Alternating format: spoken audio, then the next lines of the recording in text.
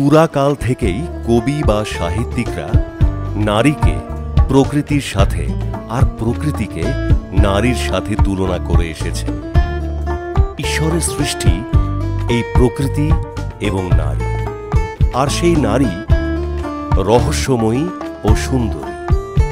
সেই নারী আরও বেশি অতুলনীয়, রূপসী, আকর্ষণীয় এবং মোহময়ী হয়ে ওঠেন শাড়িতে।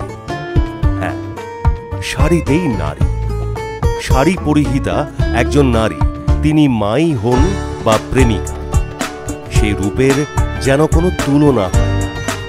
তাঁত বা ছাপা শাড়ি হোক, ঢাকাই হোক বা সিল্ক, খাদি হোক বা শিফন, একটাই কথা, শাড়িতেই নারী, আর তার সাথে কাজল, ছোট্ট টিপ আর হালকা লিপস্টিক, তাতেই যেন নারী মনোলোভা।